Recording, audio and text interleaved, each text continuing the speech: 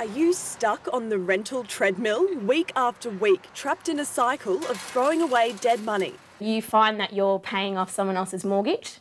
So you're spending $180 and then you add that up over an 18-month period. And then you've got, you're halfway to a deposit and you don't realise that. After 18 months of rental pain, Beck Herft was forced to move home with her parents. Yeah, well, it definitely is, worth my while, making sacrifices and moving back home in order to break into, the housing market and to one day, eventually own my own home. It may be hard to believe, but home ownership was once nothing more than a distant dream for Tracy Harvey.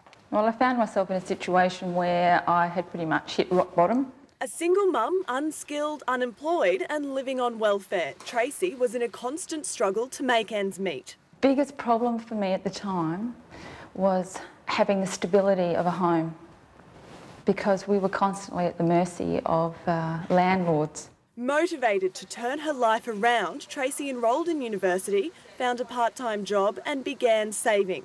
She received several rejections from banks, but she persevered and bought her first home in 1999. And as much as it had all those holes in the walls and it didn't have all the mod cons, it was ours. And it meant for the first time, probably in my whole life, I had some stability. 9 years later, with 14 properties in her portfolio, it's safe to say money no longer controls her life. The most important factor to all this is that now I have some stability, as does my family. The stability that we never would have had if we'd stayed in the position we were way back when. Tracy's now passionate about teaching others how to gain financial independence.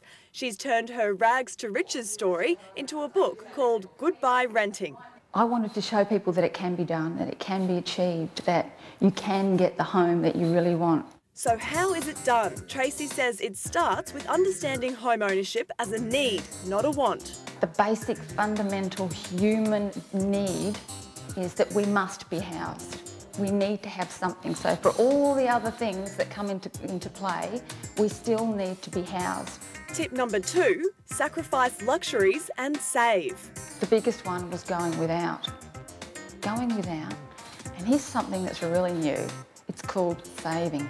Tracy also recommends making compromises and starting small. It's about starting small and less than aesthetically appealing and working your way up. And of course, do your research and make educated decisions. Don't read the trashy mags. Read the local news, read the financial reviews, read the things that are going to impact on you financially now and in the future. Well, if you're now inspired to break into the housing market, a great place to begin your hunt is right here in Ipswich. It was voted the world's most affordable city for its population, and according to local agent Darren Botcher, Ipswich properties can offer great returns. What we're finding is because the market's come down a little bit, the return has gone through the roof compared to 12 months ago, so there is some really good buys out there at the moment. If you've considered taking the plunge, Darren says there's no time like the present. It's gone from being a vendor market, an owner market, to a buyer's market. And the buyer has that little bit more power out there to negotiate, and the buyer has more to choose from, and that's not going to last forever. Stepping off the rental treadmill and into the property market may seem quite daunting, but as Tracy says, where there's hope, there's a home. Anyone can turn their life around.